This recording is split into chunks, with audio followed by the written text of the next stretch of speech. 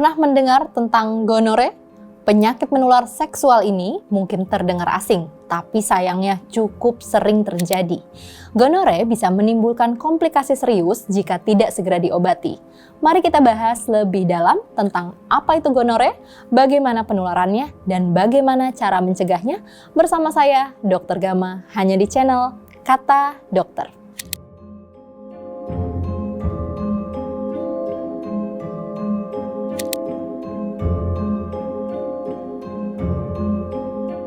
Gonore adalah infeksi menular seksual atau IMS yang sering disebabkan oleh bakteri Neisseria gonorrhoeae. Bakteri ini menyerang membran mukosa di dalam tubuh, terutama yang ada di saluran reproduksi, di rektum, dan juga bisa di tenggorokan. Gonore adalah salah satu IMS atau infeksi menular seksual yang paling umum yang terjadi di seluruh dunia dan dapat menular melalui kontak seksual baik dari penis, vagina, anal maupun oral. Penyakit ini seringkali tidak terdeteksi karena gejala yang muncul dapat bervariasi dan terkadang bisa timbul dari ringan sampai dengan gejala yang berat.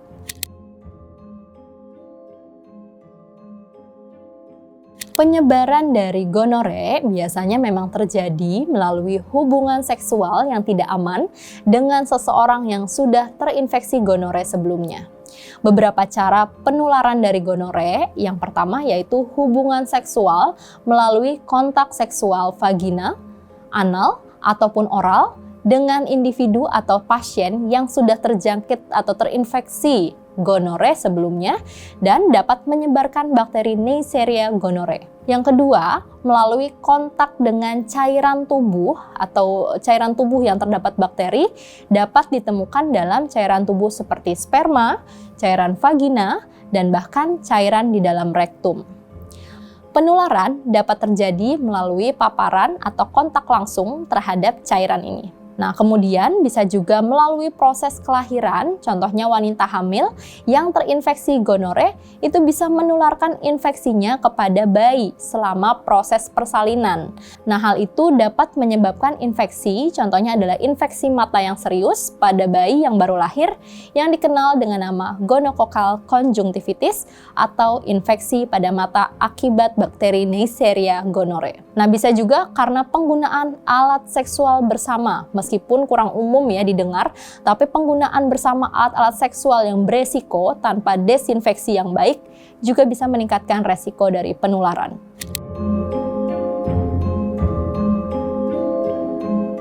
Nah, ciri-ciri penyakit pada pria dan wanita nih, gejala gonore biasanya bervariasi, tergantung dari jenis kelaminnya ya, dan lokasi yang terinfeksi.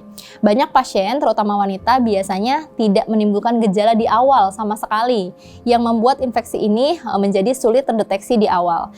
Gejala umum yang dapat dialami oleh pria, misalkan yang pertama, muncul dalam waktu kurang lebih 2-14 hari setelah terpapar dari infeksi Neisseria gonorrhoeae tadi.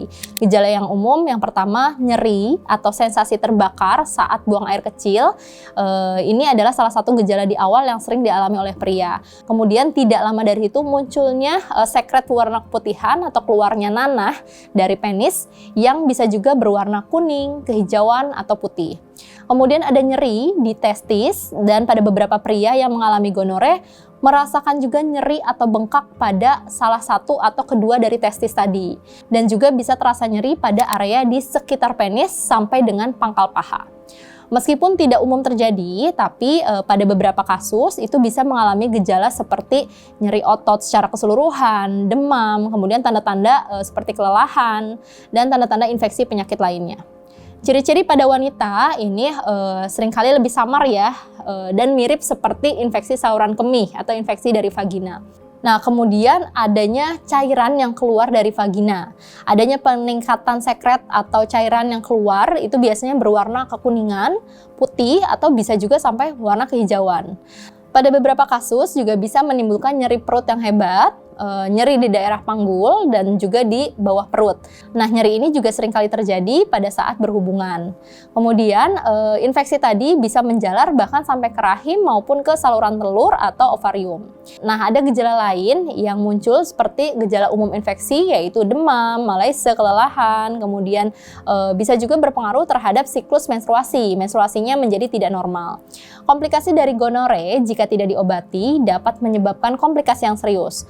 Pada pria biasanya bisa menyebabkan epididimitis atau radang pada epididymis dan mempengaruhi permasalahan kesuburan pada pria. Dan pada wanita juga infeksi ini bisa menyerang ke organ reproduksi yang lebih atas, menyebabkan penyakit radang panggul dan bisa menyebabkan permasalahan kesuburan dan juga komplikasi pada kehamilan.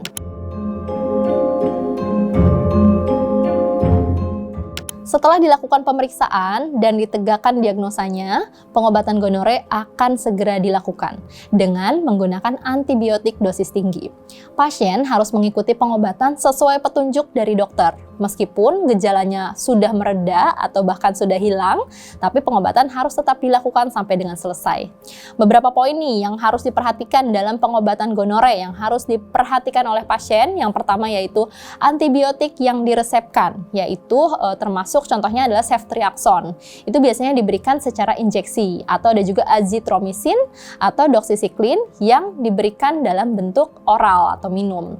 Nah, terapi kombinasi juga sering diberikan atau direkomendasikan oleh dokter untuk bisa mengatasi kemungkinan infeksi sekunder atau komplikasi yang mungkin terjadi.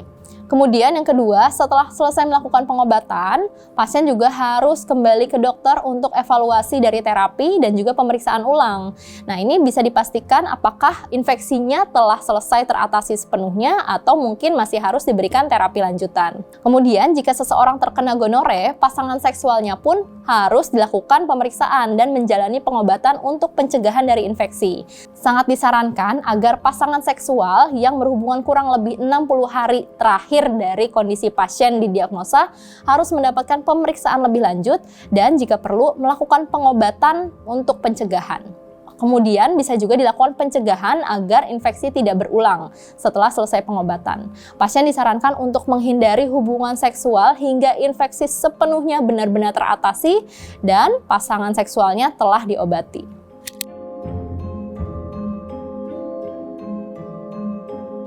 Pencegahan dari gonore memerlukan kesadaran dan juga tindakan yang aktif dilakukan. Beberapa langkah yang bisa kita lakukan untuk mencegah dari infeksi ini, yang pertama adalah hubungan seksual harus dilakukan secara aman dan menghindari berhubungan seksual beresiko. Bisa digunakan kondom secara konsisten dan juga benar penggunaannya agar dapat mengurangi resiko penularan gonore dan juga infeksi menular seksual lainnya. Kemudian, melakukan pemeriksaan kesehatan seksual secara rutin, terutama bagi individu yang memiliki kehidupan seksual yang beresiko.